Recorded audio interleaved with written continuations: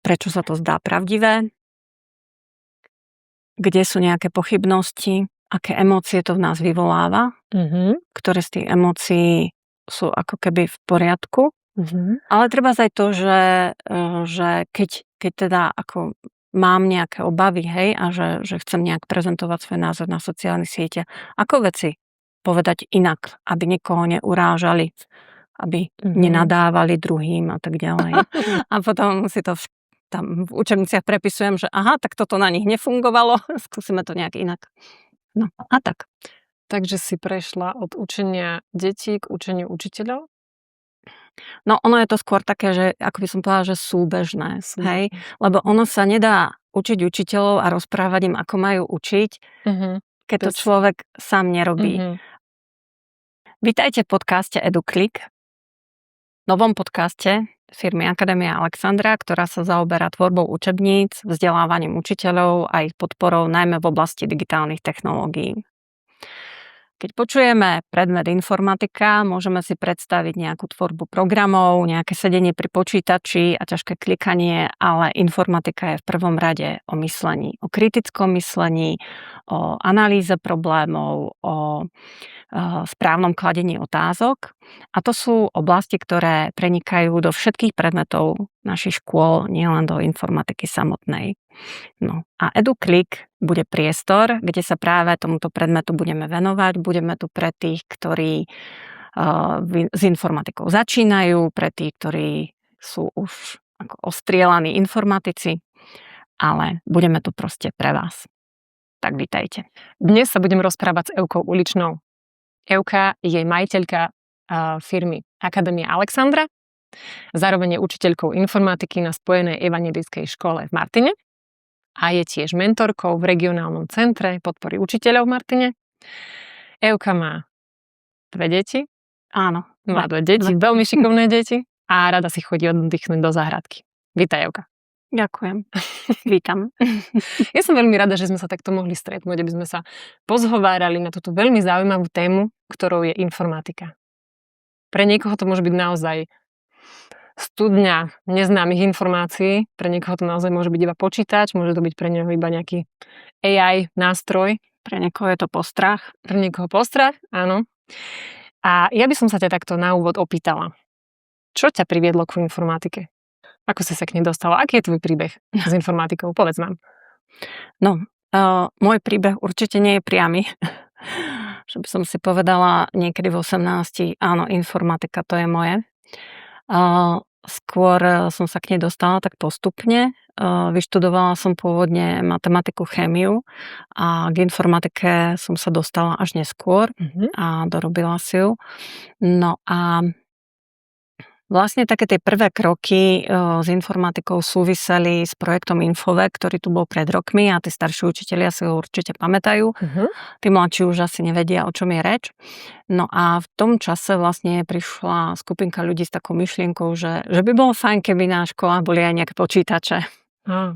No a v rámci školy, na ktorej som tedy pôsobila, tak prišli s takou myšlienkou, že skúsme učiť na tých 5 počítačoch, čo prišli, informatiku už aj prváčikov. No a zverili to mne, čo bolo teda pozoruhodné, keďže učím 2. stupeň, takže to bola taká veľmi zaujímavá skúsenosť. No a v každom prípade sme si veľmi sadli s tými prvákmi. Bolo to taký by som povedala čarovný zážitok, na ktorý spomínam doteraz. Ale popri tom vznikli také materiály, volalo sa to informatická výchova pre prváčikov a druháčikov, ktoré som potom práve v spolupráci s Infovekom vydala. A začala som sa venovať teda informatike viacej, dostala som sa k detským programovacím jazykom, začala som robiť súťaže pre deti, školiť učiteľov a už ma to tak nejak sprevádzalo popri teda aj klasickom učení matematiky ďalej, až som sa v podstate začala venovať len školeniam učiteľov a len tvorbe materiálov. No. A vlastne až keď sa mi narodili deti, tak som sa znova vrátila späť aj do školy. A keď som zakladala firmu Akadémia Alexandra, tak som ju zakladala s takou myšlienkou, že už nechcem byť len súčasťou projektov, ktoré vymýšľa niekto iný, ale chcem si vymýšľať vlastné projekty, ktoré budem potom realizovať.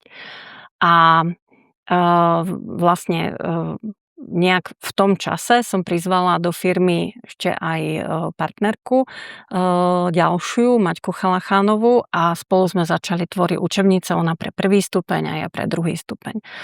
No. Na začiatku mi to prišlo, že pre Pána Jana, že kde to vôbec som ja a písať učebnice, že to je trošku nejaká vysoká méta, ale prichádzalo to práve v čase, keď sa tá informatika začala zavádzať ako povinný predmet na základných školách. Kedy to bolo asi? To je dobrá otázka. Ja mám pocit, že okolo roku 2016-2017, že tak nejak to bolo.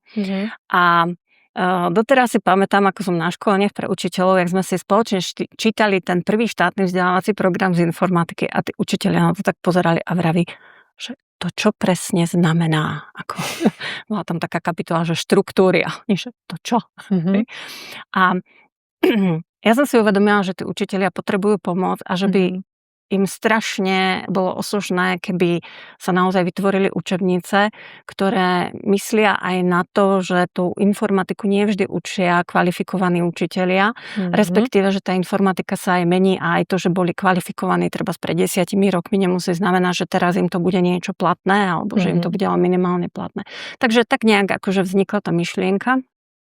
Dopracovala som sa k tomu.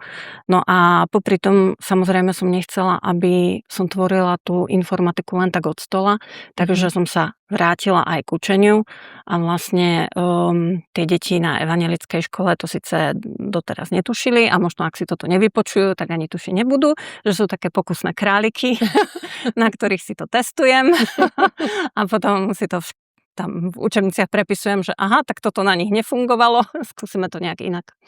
No a tak. Takže si prešla od učenia detí k učeniu učiteľov? No ono je to skôr také, že ako by som povedala, že súbežné. Hej? Lebo ono sa nedá učiť učiteľov a rozprávať im, ako majú učiť, keď to človek sám nerobí. A aj učitelia povedia, že najviac veria ako by som povedala, že skúsenostiam, ktoré človek popíše štýle. Ja som v triede zažila, mne toto fungovalo, ale toto mi nefungovalo. Ak im budem rozprávať iba teóriu, tak... Áno, to sa ťažko verí. Teória. Keď sme pri tých deťoch a pri tom, ako ich učíš, rozmýšľam nad tým, či aj, keďže oni vlastne formujú tie tvoje učebnice, predpokladám, že ano. Ako si povedal, toto fungovalo na trošku nevedome, ale áno. Nevedome. Ako formujú oni teba? Tie deti. Ako ťa formujú? To je v podstate ťažšia otázka, ako to vyzerá. Deti v dnešnej dobe ja považujem za takú generáciu, ktorá to má veľmi náročné. Veľa vecí okolo nich sa strašne mení a navyše žijú v dobe, kde my dospelí žijeme v presvedčení, že tie deti majú toho toľko, koľko sme my nikdy nemali. To možno ako patrí asi v každej dobe, lebo tak ako sa zvyšuje kvalita života tých ľudí, tak si to asi rodičia vždycky myslia, že tie ich deti sa majú o niečo lepšie. Ale neuvedomujeme si, akým veľkým výzvam oni čelia. Prišli sociálne siete. Oni sa dostávajú ešte ako veľmi malé do sveta, kde informácie prichádzajú ku ním takým tempom, ako sme my v detstve nikdy nezažili. Musí to spracovať ich mozog, musia to nejak psychicky zvládnuť, musia sa k tomu nejak postaviť. Je veľmi dôležité, aby sme ich naučili byť v tomto svete dostatočne, aby boli odolní a aby dokázali, aby tie digitálne nástroje sa pre ne stali naozaj nástrojmi a nie niečím, čo ich ovláda.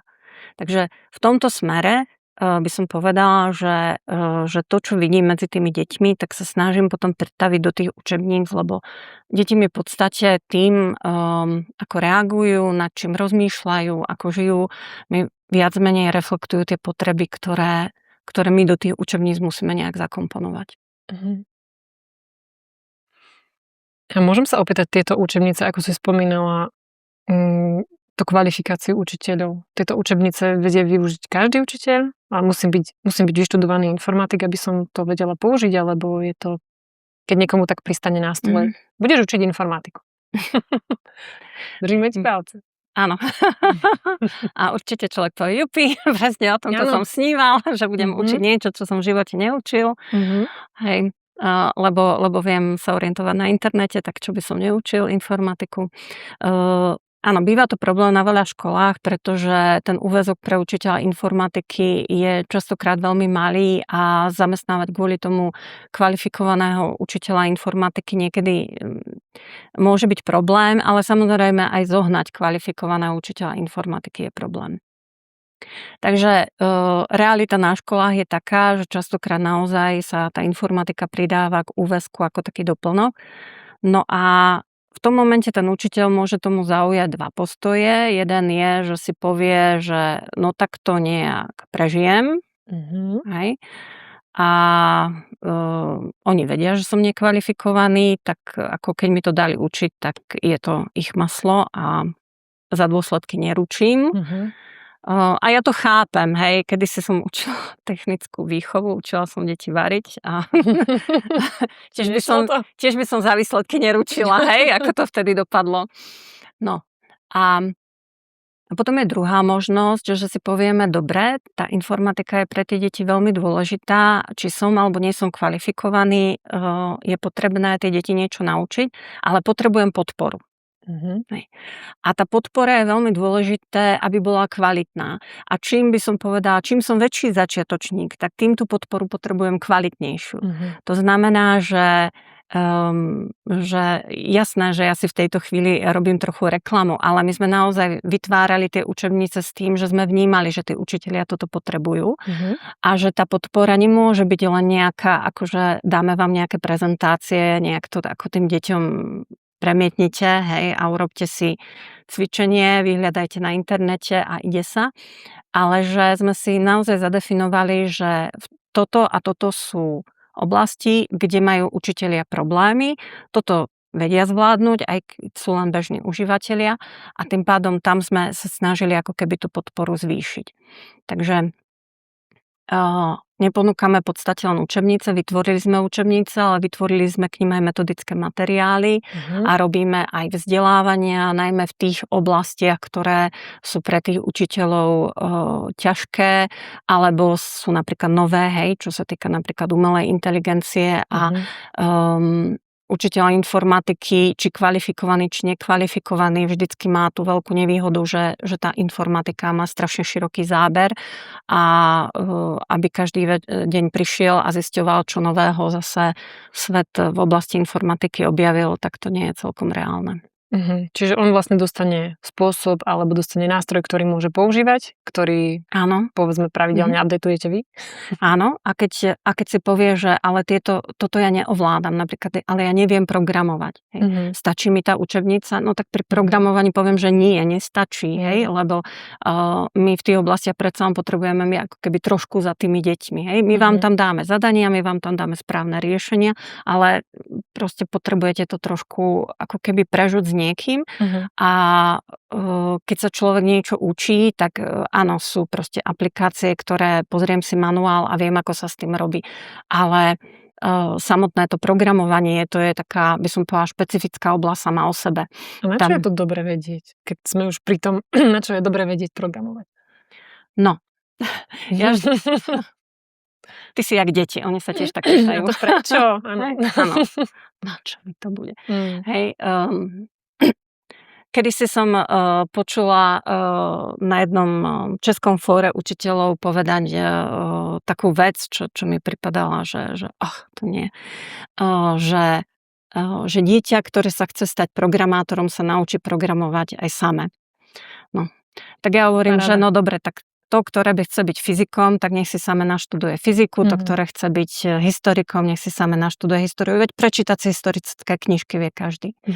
Lenže naučiť dieťa správne myslieť, aby sa tým programátorom mohol stať, ale aj nadchnúť ho pre ten predmet. Niekto musí. A ako ja zistím, že chcem byť programátorom, keď som to nikdy nevyskúšala? Tá základná škola je naozaj o tom, ako ochutnať zo všetkého kúsok a zistiť, že čo ma dokáže nadchnúť. To je jedna vec. A druhá vec je, že to programovanie učí jednu fantastickú zručnosť a to je analyticky myslieť. Keď musím programovať hru, musím si ten problém vedieť rozložiť na menšie časti a musím vedieť uvažovať, čo sa mi pri takomto a takomto príkaze v tom programe bude diať, ak nastane taká situácia alebo taká situácia. Tak ja deťom hovorím, už keď pôjdete podpisovať hypotéku s bankou a budete si čítať tú zmluvu, ak si ju teda prečítať, tak zistíte, že sa vám veľmi zíde analytické myslenie.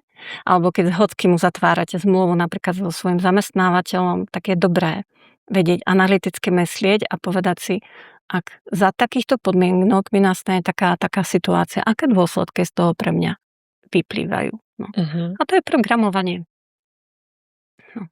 Ale potom ešte jedna vec a to, že naozaj sa môže každému z nás stať, že síce nebudeme programátormi, ale budeme s programátormi spolupracovať a samotní programátori vedia byť v tomto, ako by som povedala, tak akože tak nejak očakávajú, že ľudia im dajú vstupy, s ktorými budú vedieť pracovať.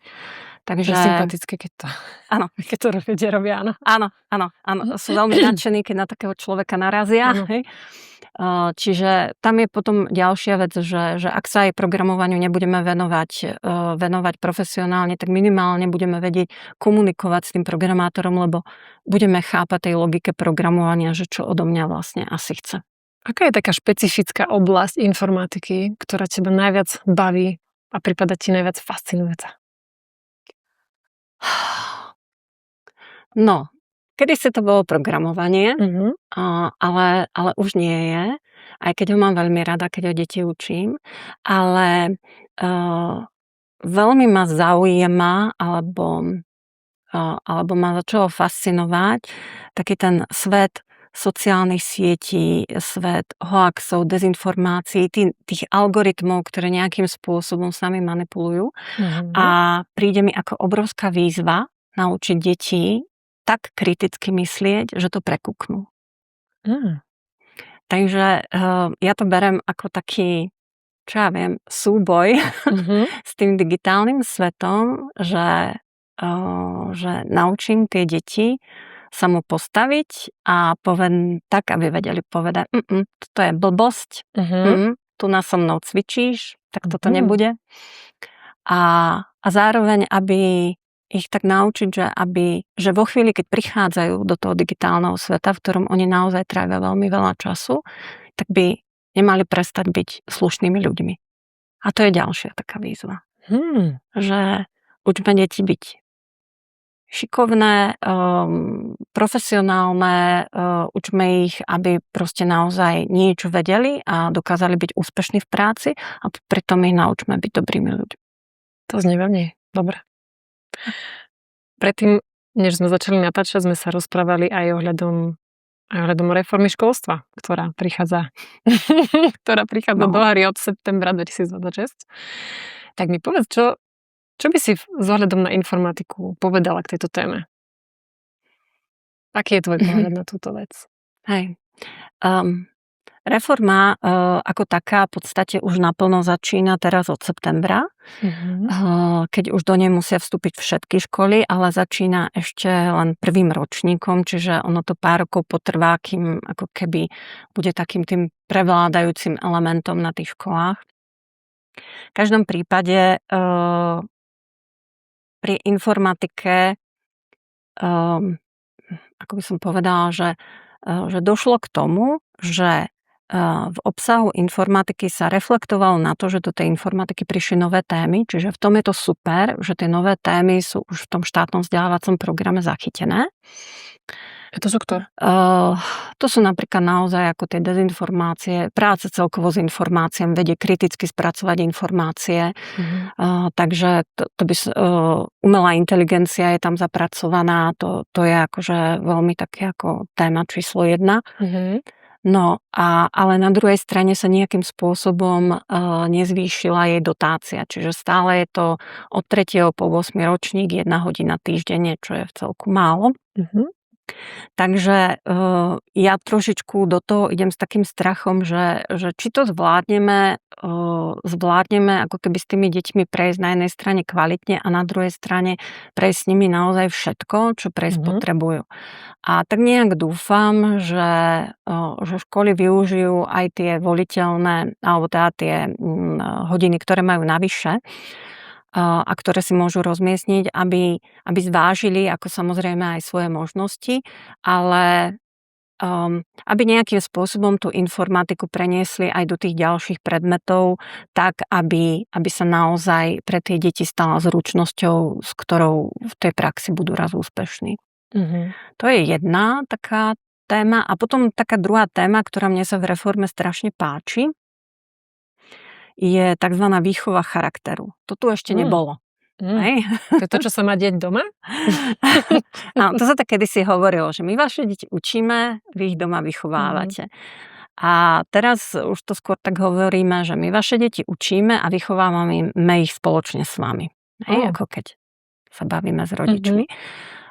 Pretože s tými deťmi naozaj trávime hodne času a vlastne teraz sa prvý raz v tom štátnom vzdelávacom programe objavuje tá téma výchova charakteru, aj teda s presne definovaným, že čo tam všetko má byť a ako by sme tie deti mali vychovať. A mne to osobne príde ako taká úžasná výzva spojený s informatikou, práve preto, že tie deti trávia naozaj strašne veľa času v tom digitálnom svete a tým pádom je to veľa času, kde ten ich charakter ako keby dostáva zabrať. Hej? Ten digitálny svet má určité nástrahy, ktoré ten priamy kontakt až tak nemá. A deti sa tomu potrebujú postaviť, takže to je oblasť, na ktorú tým, že robím v regionálnom centre podpory učiteľov, tak už som ako keby tým nejak prešla popri tom a teda však školíme v tom aj učiteľov a tak ďalej.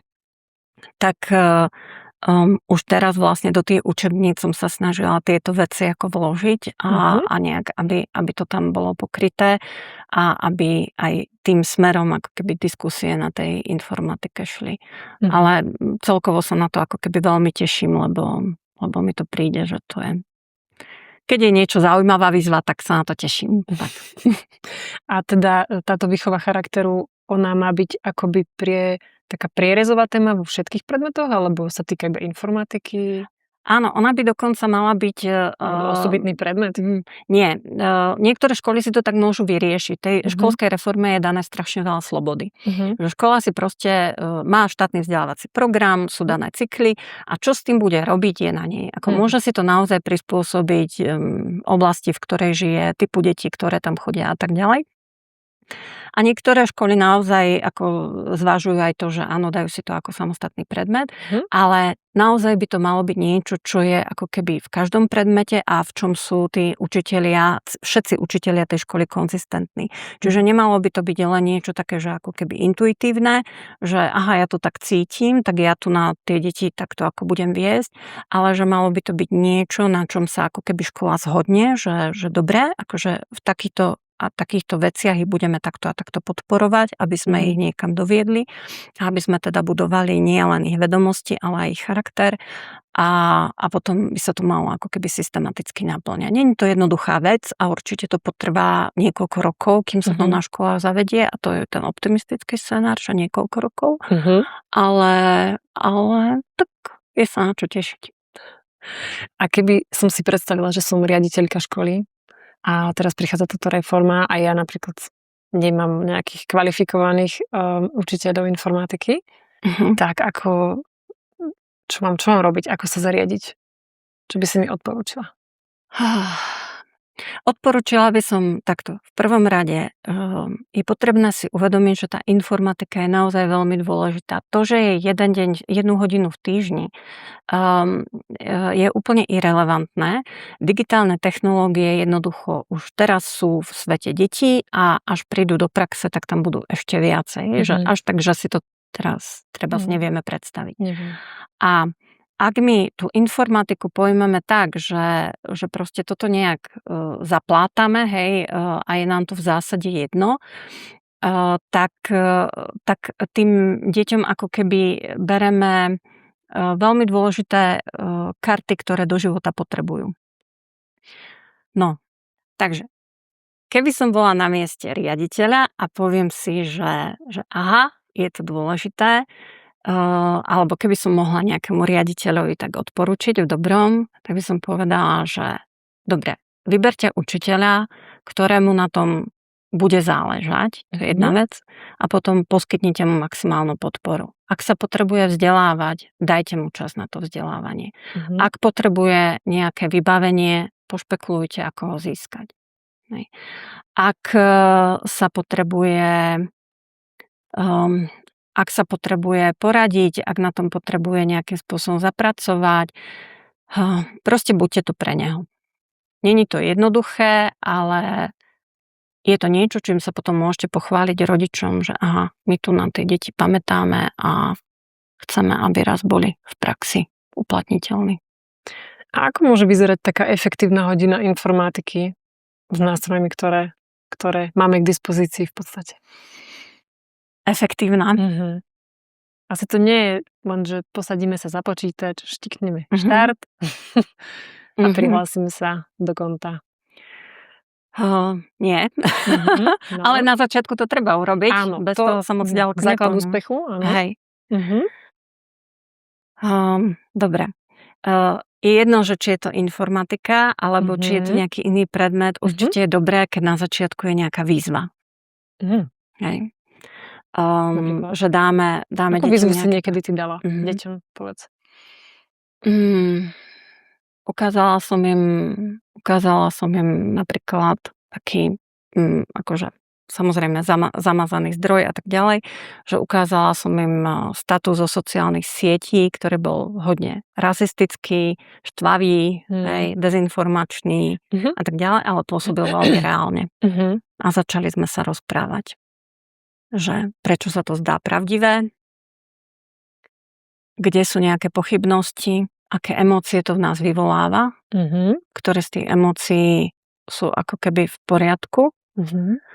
Ale treba aj to, že keď teda ako mám nejaké obavy, hej, a že chcem nejak prezentovať svoj názor na sociálnych sieťach, ako veci povedať inak, aby nikoho neurážali, aby nenadávali druhým a tak ďalej. Čiže tam ako keby sa dá potom spoločne ďalej objavovať, hej. Alebo že poďme hľadať, že pozrime si viacej takých statusov a hľadajme spoločné znaky, ktoré nám už hovoria, že aha, že niekto mnou asi manipuluje.